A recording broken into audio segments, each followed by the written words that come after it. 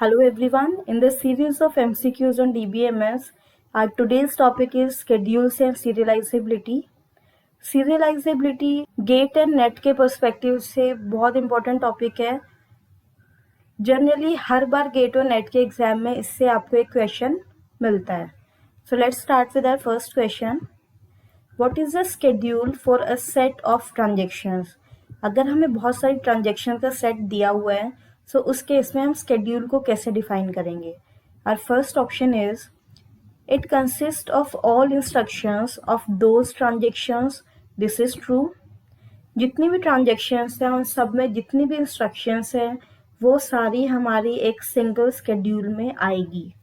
Next is it preserve the order in which the instructions appear in each individual transaction. Now this is also true. What does that mean? Suppose हमारी एक transaction है T1. उसने पहले एक read operation किया x variable पर, फिर एक राइट ऑपरेशन किया ऑन सेम वेरिएबल x. सो ऐसा पॉसिबल नहीं है कि जब हम इसका स्केड्यूल बनाएंगे तो राइट ऑपरेशन हम पहले लिख रहे हैं और रीड बाद में लिख रहे हैं. नो. जो इनका ऑर्डर है, जिस ऑर्डर में वो ट्रांजेक्शन में है उसी ऑर्डर में हमारे स्केड्यूल में आएगी. So both options A and B are true, so our correct option will be option C, both A and B. Our next question is which one of the schedules is the correct serialization? Now हमें 3 transactions दी हुई है, उसके लिए एक schedule दिया हुआ है और हमें बताना है कि उसका करेक्ट सीरियलाइजेशन क्या है. जब भी हमारे पास स्केड्यूल और सीरियलाइजेशन के क्वेश्चंस आते हैं उसको हम सॉल्व करते हैं प्रेसिडेंस ग्राफ के थ्रू. सो प्रेसिडेंस ग्राफ पर मूव करने से पहले जो हमें सिर्फ एक इम्पॉर्टेंट चीज़ पता होना चाहिए वो है conflict operation. We have 3 conflict operation. First is read write, next is write read and last is write write. That means जितने भी ऑपरेशन है सब में एक एटलीस्ट एक राइट ऑपरेशन होना चाहिए. रीड के बीच में कोई भी कॉन्फ्लिक्ट नहीं होता है. तो सिर्फ हमें 3 ऑपरेशन याद रखने हैं, read write, write read, write write. And there is 2 more things. अगर हम एक सिंगल कॉन्फ्लिक्ट की बात कर रहे हैं राइट की, सो वो कॉन्फ्लिक्ट होना चाहिए हमारे सेम वेरिएबल के ऊपर. Right on variable x and right on variable x. ऐसा नहीं है कि राइट हम कर रहे हैं एक्स वेरिएबल पर और दूसरे में हम कर रहे हैं राइट ऑन वाई वेरिएबल. अगर ऐसा है तो उसमें कोई भी कॉन्फ्लिक्ट नहीं है. कॉन्फ्लिक्ट तभी होता है जब हमारा वेरिएबल सेम होता है. सेकंड पॉइंट हमें क्या याद रखना है, एक राइट ऑपरेशन हमारा अगर फर्स्ट ट्रांजेक्शन को बिलोंग कर रहा है तो सेकंड राइट ऑपरेशन हमारा सेम ट्रांजेक्शन को बिलोंग नहीं करना चाहिए. फर्स्ट ट्रांजेक्शन का राइट ले रहे हैं और फर्स्ट ट्रांजेक्शन का राइट अगेन ले रहे हैं, उस केस में हमारा कोई भी कॉन्फ्लिक्ट नहीं होगा. सो दूसरे राइट ऑपरेशन में या तो ट्रांजेक्शन 2 हो या ट्रांजेक्शन 3, तभी हमारे इसमें कॉन्फ्लिक्ट आता है. So we have 2 points. One is that variable should be common in both instruction. Second, both instructions should belong to different transactions. सिर्फ हमें इतना याद रखना है. नाउ हम प्रेसिडेंस ग्राफ कैसे बनाएंगे, उसके लिए जितनी हमारी ट्रांजेक्शंस हैं उतने हम नोड्स क्रिएट करेंगे ग्राफ में. So we have 3 transactions T1, T2 and T3. So we will create 3 nodes. Next हम जो हमें गिवन स्केड्यूल है उसमें कॉन्फ्लिक्ट ऑपरेशंस फाइंड आउट करने की कोशिश करेंगे. जब भी हमें स्केड्यूल गिवन होता है वो एक टाइमलाइन पर गिवन है and it will be like say this is unit 1, 2 and so on. So इस स्केड्यूल में हमारा फर्स्ट ऑपरेशन है read x in transaction T1. So for this conflicting pair will be write x in transaction T2 और T3. सो सबसे पहले हम transaction T2 में check करते हैं क्या कोई राइट एक्स ऑपरेशन गिवन है. यस, T2 के एंड में हमें एक राइट एक्स ऑपरेशन गिवन है. So this is our conflicting pair read X and write X. So this will be read write conflict. जब भी कोई कॉन्फ्लिक्ट आएगा हम हमारे प्रेसिडेंस ग्राफ में एक एज इंक्लूड करेंगे और उसकी डायरेक्शन क्या होगी एज की, it will be from T1 to T2, क्योंकि पहले हमने T1 को कंसीडर किया, देन उसके कॉरेस्पॉन्डिंग T2 या T3 में जो भी कॉन्फ्लिक्ट है वो फाइंड आउट कर रहे हैं। सो एज के लिए सोर्स होगा T1, so it will be from T1 to T2। Next हम चेक करते हैं क्या T3 में कोई राइट एक्स ऑपरेशन है। यस, T3 के एंड में एक राइट एक्स ऑपरेशन है, so this is also a conflict, read write conflict between T1 and T3. Again we will include one more edge from T1 to T3. So this is the process to build precedence graph. One by one हम conflict को check करेंगे और उसके corresponding एक edge include करेंगे। Now read X operation हमारा हो गया फर्स्ट। सेकेंड है ट्रांजेक्शन 2 का read Y operation.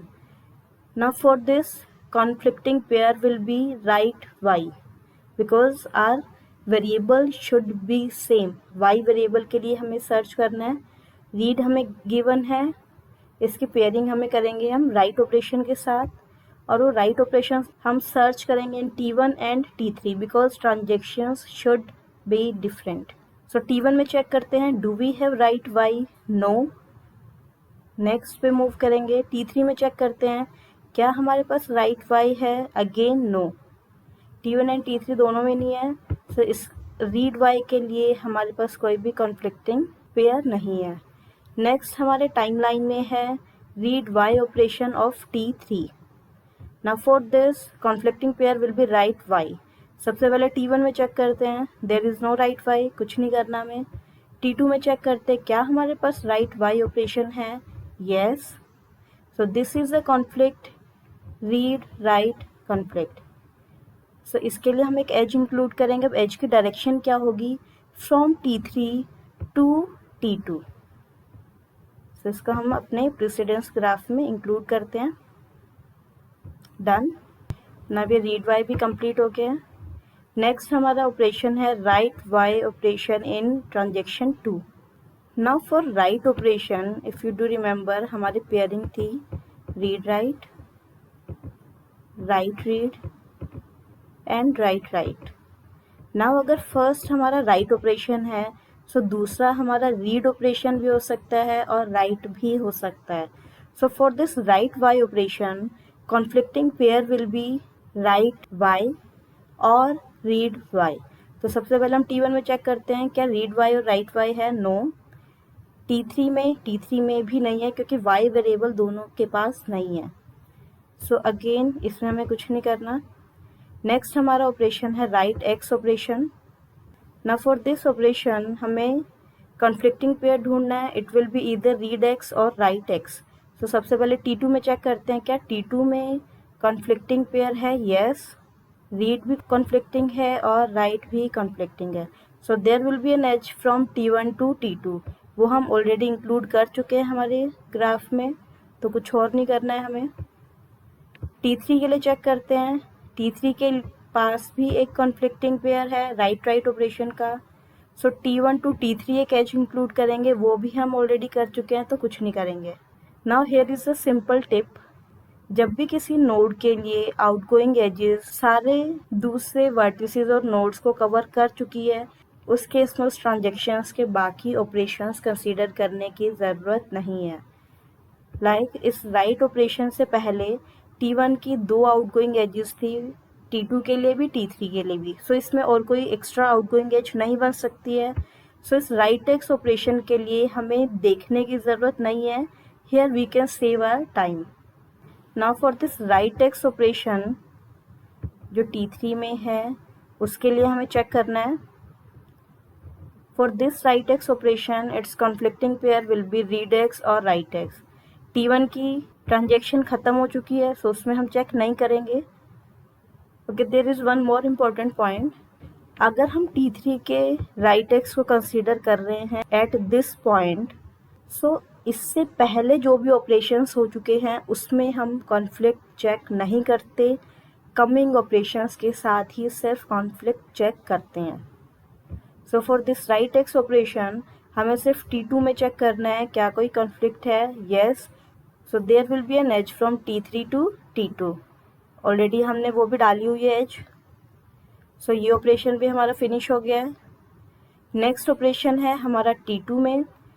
Now at this point T1 हमारा फिनिश हो चुका है, T3 फिनिश हो चुका है, सिर्फ T2 हमारा बचता है।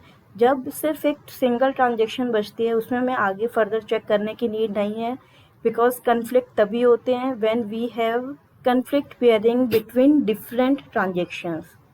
सो in last two read X and write X के लिए हमें चेक नहीं करना है, हमारा प्रेसिडेंस ग्राफ कंप्लीट हो चुका है। So now this is our precedence graph. सबसे पहले हम चेक करते हैं क्या इसमें कोई साइकिल है। नो। अगर एक प्रेसिडेंस ग्राफ में साइकिल है then our schedule will be non conflict serializable, that means it won't be serializable. और अगर उसमें साइकिल नहीं है only then it is conflict serializable. So this schedule is conflict serializable. और अब हमें इसका सीरियल ऑर्डर निकालना है। वो कैसे निकालते हैं, उसके लिए हम यूज़ करते हैं टोपोलॉजिकल ऑर्डरिंग। सो इसको हम रीस्ट्रक्चर कर सकते हैं like this is T1, then we have T3,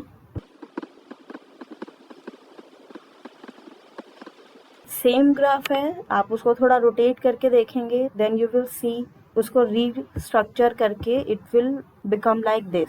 now in this case topological अगर हम ऑर्डर कंसीडर करें it will be T1, T3, T2, right. So this is our serial order. So our correct option will be option D। और अगर हमें topological sorting या topological ordering के through नहीं check करना आता, उस केस में हम कैसे करेंगे, जिस वर्टेक्स की कोई भी इनकमिंग एज नहीं है वो वर्टेक्स सबसे पहले आएगा, और जिसकी कोई आउटगोइंग एज नहीं है वो सबसे लास्ट में आएगा। सो बचता है T3, वो इन दोनों के बीच में। So our correct order will be T1, T3, T2। सो जितने भी क्वेश्चन है सीरियलाइजेशन पर बेस्ड उसमें हमें सिर्फ इतना ही करना है, प्रेसिडेंस ग्राफ बनाना है, और अगर वो सीरियलाइजेबल है देन हम टोपोलॉजिकल ऑर्डरिंग यूज़ करके उसका सीरियल फाइंड आउट कर सकते हैं। Our next question is consider following schedules involving two transactions. S1 and S2 हमें दो स्केड्यूल्स गिवन है। पहले वाले क्वेश्चन में सिर्फ एक सिंगल स्केड्यूल गिवन था एंड इसमें हमें बताना है कौन सी स्टेटमेंट ट्रू है। Both S1 and S2 are conflict serializable. S1 is conflict serializable and S2 is not.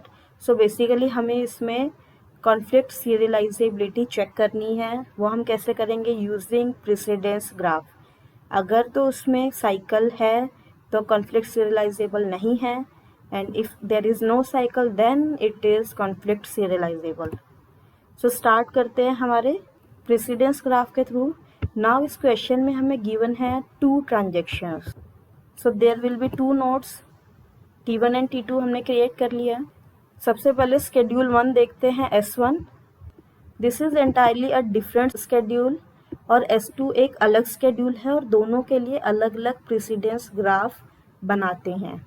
सो जब भी स्केड्यूल हमें एक सिंगल लाइन की फॉर्म में गिवन होता है, जैसे पहले जो स्केड्यूल गिवन था प्रीवियस क्वेश्चन में उसमें ट्रांजेक्शन वाइज उसको कैटेगराइज किया हुआ था, बट इसमें एक सिंगल लाइन में गिवन है तो उसको रीड हम कैसे करेंगे। अगर किसी स्केड्यूल में गिवन है R1X, उसका क्या मतलब है, R denotes read operation, W denotes write operation. So R is read operation, उसके बाद जो भी नंबर गिवन होता है that will be your transaction number. So 1 denotes that transaction number 1। So T1 के अंदर read operation on variable x। Same way if we are given W2Y, that means we are talking about write operation in transaction 2 on variable y. सो जब भी एक single line में given है उसमें हम सिर्फ इजी अंडरस्टैंडिंग के लिए राइट ऑपरेशंस को मार्क कर लेते हैं सो डैट हमें वो ईजली दिखाई दे जाए, क्योंकि मेन जो कॉन्फ्लिक्ट है वो राइट ऑपरेशन के थ्रू ही हो रहा है। सो अब हम स्टार्ट करते हैं प्रेसिडेंस ग्राफ। सबसे पहले हमें कॉन्फ्लिक्ट देखना है। सो फर्स्ट हमारा ऑपरेशन या इंस्ट्रक्शन है वो है read instruction on variable x। सो इसके कॉरस्पॉन्डिंग हमें चेक करनी है right instruction on variable x। Now ये इंस्ट्रक्शन है ट्रांजेक्शन नंबर 1 के लिए। सो अब हमें चेक करनी है right instruction for transaction number 2, क्योंकि 2 ही ट्रांजेक्शन गिवन है। हमारा वेरिएबल सेम होना चाहिए बट ट्रांजेक्शन डिफरेंट होनी चाहिए फॉर अ कॉन्फ्लिक्ट। सो क्या हमारे पास write in transaction 2 x given है? नो, बिकॉज जो फर्स्ट राइट ऑपरेशन है that is in transaction number 2 on variable y, और जो दूसरा है वो है in transaction number 1 on variable x। So for first read operation there is no conflict. Second पे जाते हैं। सेकेंड हमारे पास अगेन रीड ऑपरेशन है। इसके लिए हमें राइट कॉन्फ्लिक्टिंग पेयर सर्च करना है ऑन वेरिएबल y। अब वो ट्रांजेक्शन नंबर 1 में गिवन है, सो हमें ट्रांजेक्शन नंबर 2 में सर्च करना है। Is there any write operation in transaction number 2 on variable y? Yes, जो हमारा फर्स्ट राइट ऑपरेशन गिवन है वो ट्रांजेक्शन 2 पर गिवन है। So there will be an edge from first transaction to second transaction, because read operation हमारा first transaction को belong कर रहा है, राइट ऑपरेशन सेकेंड ट्रांजेक्शन को। So this is done. Next है हमारे पास रीड ऑपरेशन ऑन x। इसके लिए हमें फाइंड आउट करना है write operation on x। Read operation given है सेकेंड ट्रांजेक्शन पे, राइट ऑपरेशन हमें फर्स्ट ट्रांजेक्शन पे सर्च करना है। क्या वो गिवन है? यस, लास्ट में जो राइट ऑपरेशन है वो उसी को डिनोट कर रहा है। So there is a conflict which is read write conflict, so there will be an edge from 2 to 1। और जैसे ही हमारे ग्राफ में साइकिल बन जाएगी, हमें आगे प्रोसीड करने की ज़रूरत नहीं है। Now we know that schedule S1 is not conflict serializable. So S1 is not conflict serializable. Same way हम S2 के लिए चेक करते हैं। सबसे पहले राइट ऑपरेशंस को मार्क कर लेते हैं, it will B more easy to understand. Now first instruction is read on x, so we have to search write on x, और ये given है ट्रांजेक्शन 1 पे एंड हमें ट्रांजेक्शन 2 पर सर्च करना है। ना ट्रांजेक्शन 2 में राइट ऑपरेशन नहीं है, सो इस पर कुछ नहीं करेंगे। नेक्स्ट है R2x, so we have to search W1x, right. W1x given है, so there is a conflict between read and write operation, so we will include an edge from R2 to 1। Same process follow करना है जो भी हमने पहले किया है। Next है हमारा रीड ऑपरेशन ऑन y। क्या हमारे पास write operation on y given है? यस, बट वो दोनों सेम ट्रांजेक्शन्स को बिलोंग कर रहे हैं, so there is no conflict. So read on y in transaction 2, there is no conflict. Next है हमारा राइट ऑपरेशन। राइट ऑपरेशन के लिए भी हम चेक करेंगे। नाउ इतना पोर्शन हम कर चुके हैं कवर। नाउ राइट ऑपरेशन के कॉन्फ्लिक्ट हो सकता है इधर रीड और राइट।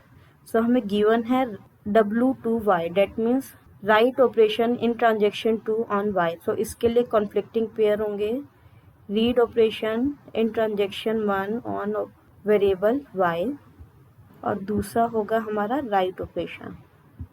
क्या इन दोनों में से कोई है? यस, R1y गिवन है, so this is a conflicting pair, it will be write read conflict. So we will include an edge from 2 to 1। 2 to 1 हम ऑलरेडी इंक्लूड कर चुके हैं, दोबारा करने की नीड नहीं है।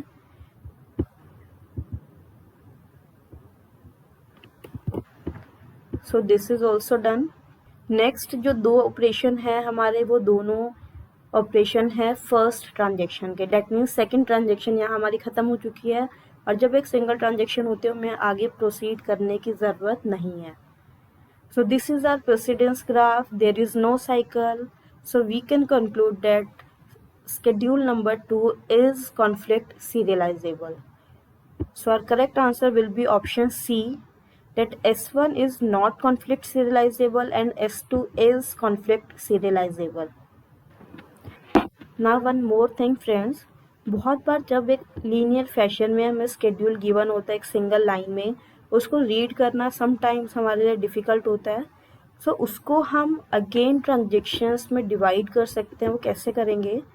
हमें क्वेश्चन में गिवन है डेट वी हैव 2 ट्रांजेक्शन्स, तो T1 एंड T2 ले लेंगे और जितने भी ऑपरेशंस हैं उनको T1 और T2 में कैटेगराइज करते रहेंगे अकॉर्डिंग टू देयर नंबर। जो R और W के बाद नंबर लिखा हुआ है उसके अकॉर्डिंग कैटेगराइज करेंगे। जैसे अगर हम स्केड्यूल नंबर 2 की बात करें तो सबसे पहले हमारा ऑपरेशन है read operation on X in transaction 1। R1 given है तो फर्स्ट ट्रांजेक्शन में आएगा ये RX। अब इसमें हमें नंबरिंग लिखने की ज़रूरत नहीं है क्योंकि हम फर्स्ट ट्रांजेक्शन की बात कर रहे हैं। सेकेंड ऑपरेशन है हमारा read operation on X in transaction 2, तो सेकेंड लिख लेंगे। थर्ड ऑपरेशन है ट्रांजेक्शन 2 में ही है ऑपरेशन रीड Y, उसको 2 में लिख देंगे।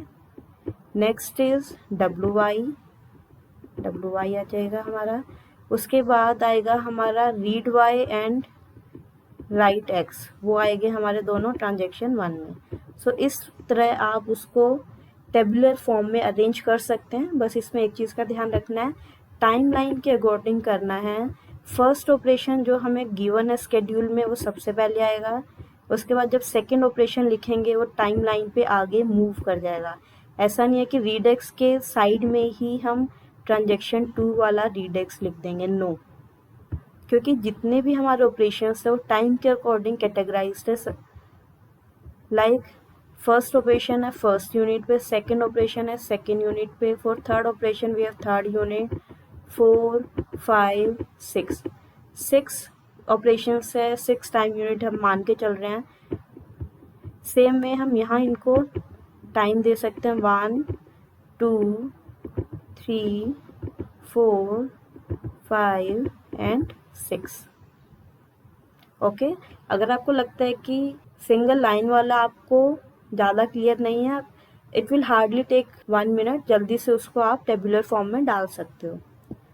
Then it will be more easy to understand and faster to calculate precedence graph. Our next question is for the schedule given below which of the following is correct? The schedule is serializable and can occur in scheme using 2PL. Okay, again हमें serializability check करनी है। We are given 2 transactions T1 and T2. So for these 2 transactions we will create 2 vertices T1 and T2. Same process follow करेंगे। First operation है हमारा read A, सो इसके corresponding conflicting pair होगा हमारा write A। क्या write A operation T2 में है? Yes, given है हमें। So there will be an edge from T1 to T2। Next operation है हमारा रीड B ऑपरेशन, सो इसका कॉन्फ्लिक्टिंग पेयर होगा हमारा राइट B ऑपरेशन। सो क्या राइट B ऑपरेशन T1 में गिवन है? यस, लास्ट में गिवन है। So there will be an edge from T2 to T1। Now हमारे प्रेसिडेंस ग्राफ में साइकिल बन गई है और जैसे साइकिल बन जाएगी हमें फर्दर प्रोसीड करने की ज़रूरत नहीं है। Now this schedule is not serializable. Options check करते हैं। Option A is this schedule is serializable, no. Next option is this schedule is serializable, again no. Third option is this schedule is not serializable, true, but can occur in a scheme using 2PL protocol.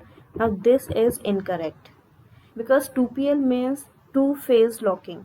Two phase locking जब भी हम use करते हैं उसके schedule हमेशा serializable होते हैं and this is not a serializable schedule, so इसका 2PL से ये नहीं आया है। Last option is this schedule is not serializable and cannot occur in a scheme using 2PL protocol. This is the correct answer. So always to remember friends, this is very important point that two phase locking protocol से जो भी हमारे schedules बनते हैं वो हमेशा serializable होते हैं। Our next question is given a schedule for transaction T1 and T2, we can say that option A is the schedule can be serialized if T1 and T2 resulted from the use of two-phase locking. अभी हमने किया है two phase locking से जो भी result होगा वो हमेशा सीरियलाइज्ड स्केड्यूल ही होगा। So option A is correct. Second option is the transactions compute the correct result if T1 executed only after T2 committed. This is also true. अगर पहले सिर्फ पूरा T2 एग्जीक्यूट हो रहा है देन T1 हो रहा है, so there will not be any inconsistency. Next option is the transaction compute the correct result if T1 and T2 executed concurrently but did not access any common data item. This is also true because conflict तभी arise होते हैं when we are accessing common data. अभी हमने किया जैसे read write conflict है, सो दोनों same variable के ऊपर होना चाहिए. So it's correct answer will be option D, all of the above statements. Next question is consider the following 4 schedules due to 3 transactions using read and write on a data item X denoted by read X and write X respectively. Which one of them is conflict serializable? ना इसमें क्या है, हमें rather than एक single schedule 4 schedule given है और हमें बताना उन चारों में से कौन सा conflict serializable है. That means कौन से वाले schedule के लिए precedence graph में cycle नहीं है. सो वन बाय वन सबको कंसीडर करते हैं और उसका प्रेसिडेंस ग्राफ क्रिएट करते हैं. सबसे पहले है स्केड्यूल 1. अब इसमें हम 3 ट्रांजेक्शन्स गिवन है, so we will create 3 vertices. 1, 2 and 3 हमने क्रिएट कर लिया है और जितने भी हमारे ऑपरेशंस है वो सिर्फ एक ही वेरिएबल को एक्सेस कर रहे हैं एक्स को. तो सबसे पहले हम क्या करेंगे, जो भी राइट ऑपरेशंस है उनको मार्क कर लेते हैं. It will be more easy. Now first operation is read 1, that means transaction 1 का read operation है. So we will look for write operation on either transaction 2 or 3. Transaction 2 के लिए write operation given है हमें, so we will create an edge from 1 to 2. ये read operation खत्म हो गया. Next है हमारा read operation in transaction 2. R2 given है, so we will look for W1 or W3. That means write in transaction 1 and write in transaction 3. W1 given है, so there is a conflict between T2 and T1. That will be read write conflict.